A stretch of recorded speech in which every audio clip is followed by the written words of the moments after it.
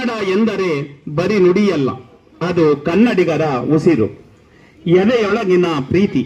ಸ್ವಾತಂತ್ರ್ಯದ ಮಹತ್ವವನ್ನು ಕನ್ನಡದಲ್ಲಿ ಹಂಚಿಕೊಳ್ಳಲು ಬರುತ್ತಿದ್ದಾಳೆ 5ನೇ ತರಗತಿಯ ಕುಮಾರಿ ಭುವನ.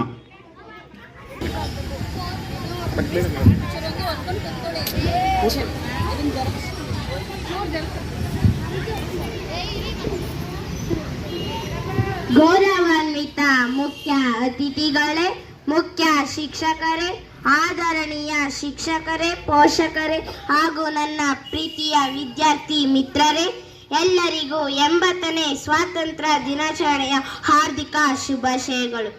ಜನನಿ ಜನ್ಮಭೂಮಿಶ್ಚ ಸ್ವರ್ಗದಪಿ ಗರಿಯಸಿ ಎಂಬ ಮಾತಿನಂತೆ ನಮ್ಮ ತಾಯ್ನಾಡು ಭಾರತವು ನಮಗೆ ಅತ್ಯಂತ ಪವಿತ್ರವಾದದ್ದು. ಇಂದು ನಾವು ಸ್ವಾತಂತ್ರ್ಯದ ಗಾಳಿ ಉಸಿರಾಡುತ್ತಿರುವುದು ಸುಲಭವಾಗಿ ದೊರೆತ ವರವಲ್ಲ. ಸುಮಾರು 200 ವರ್ಷಗಳ ಕಾಲ ಬ್ರಿಟಿಷರ ಆಡಳಿತದಲ್ಲಿ ಭಾರತ ಅನೇಕ ಕಷ್ಟಗಳನ್ನು ಅನುಭವಿಸಿತು.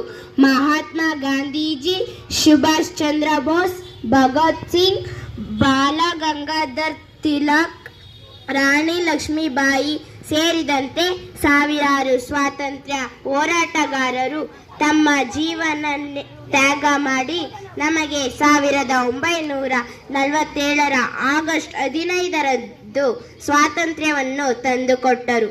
ಅವರ ತ್ಯಾಗವನ್ನು ನಾವು ಎಂದಿಗೂ ಮರೆಯಬಾರದು.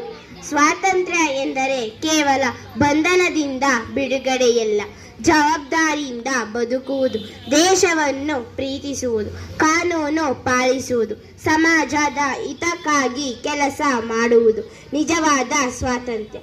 ನಾವು ಸ್ವಾತಂತ್ರ್ಯ ದಿನಾಚರಣೆಯನ್ನು ಹೇಗೆ ಆಚರಿಸಬೇಕೆಂದರೆ ರಾಷ್ಟ್ರ ಧ್ವಜಕ್ಕೆ ಗೌರವ ಸಲ್ಲಿಸಬೇಕು, ರಾಷ್ಟ್ರಗೀತೆ ಮತ್ತು ರಾಷ್ಟ್ರಗಾನವನ್ನು ಗೌರವದಿಂದ ಹಾಡಬೇಕು, ಸ್ವಾತಂತ್ರ್ಯ ಹೋರಾಟಗಾರರ ಜೀವನವನ್ನು ತಿಳಿದುಕೊಳ್ಳಬೇಕು, ದೇಶಭಕ್ತಿ ಗೀತೆ, ಭಾಷಣ, ಪ್ರಬಂಧ, ಚಿತ್ರಕಲೆ ಹಾಗೂ ಸಾಂಸ್ಕೃತಿಕ ಕಾರ್ಯಕ್ರಮಗಳಲ್ಲಿ ಭಾಗವಹಿಸಬೇಕು. ಶಾಲೆ ಮತ್ತು ಸುತ್ತಮುತ್ತಲಿನ ಪರಿಸರವನ್ನು ಸ್ವಚ್ಛವಾಗಿಡಬೇಕು. ನನ್ನ ದೇಶ ನನ್ನ ಜವಾಬ್ದಾರಿ ಎಂಬ ಮನೋಭಾವವನ್ನು ಬೆಳೆಸಿಕೊಳ್ಳಬೇಕು. ನಾವು ಅಳವಡಿಸಿಕೊಳ್ಳಬೇಕಾದ ಮೌಲ್ಯಗಳೆಂದರೆ ದೇಶ ಪ್ರೇಮ, ಶಿಸ್ತು, ಸಮಯ ಪಾಲನೆ, ಪ್ರಾಮಾಣಿಕತೆ, ಮಾನವೀಯತೆ, ಪರಿಸರ ಪ್ರೇಮ, ವೈವಿಧ್ಯತೆಯಲ್ಲಿ ಏಕತೆ, ಸೇವಾ ಮನೋಭಾವ.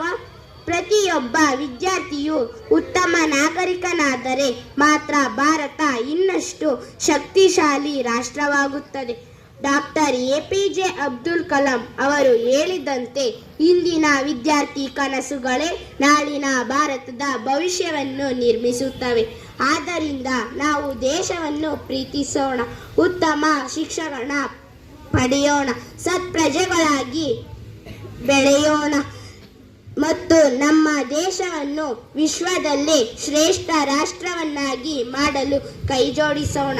ನಮ್ಮ ದೇಶದ ಯೋಧರಿಗೆ, ರೈತರಿಗೆ, ವಿಜ್ಞಾನಿಗಳಿಗೆ, ಶಿಕ್ಷಕರಿಗೆ ಹಾಗೂ ದೇಶದ ಅಭಿವೃದ್ಧಿಗೆ ಶ್ರಮಿಸುತ್ತಿರುವ ಪ್ರತಿಯೊಬ್ಬರಿಗೂ ಗೌರವ ಸಲ್ಲಿಸುತ್ತಾ ನನ್ನ ಮಾತುಗಳನ್ನು ಮುಕ್ತಾಯಗೊಳಿಸುತ್ತೇನೆ. ಜೈ ಹಿಂದ್, ಜೈ ಕರ್ನಾಟಕ, ವಂದೇ ಮಾತರಂ. ಬೋಲೋ ಭಾರತ್ ಮಾತಾ ಕಿ, ಬೋಲೋ ಭಾರತ್ ಮಾತಾ ಕಿ, ವಂದೇ ವಂದೇ. Thank you. ಸ್ಪಷ್ಟವಾಗಿ ನಿರರ್ಗಳವಾಗಿ ಕನ್ನಡದಲ್ಲಿ ಭಾಷಣ ಮಾಡುವುದರ ಮುಖಾಂತರ ಎಲ್ಲರ ಮನವನ್ನು ಗೆದ್ದಂತಹ ಭುವನಳಿಗೆ ಜೋರಾಗಿ ಚಪ್ಪಾಳೆ ತಟ್ಟುವುದರ ಮುಖಾಂತರ ಧನ್ಯವಾದಗಳನ್ನು ಅರ್ಪಿಸೋಣ.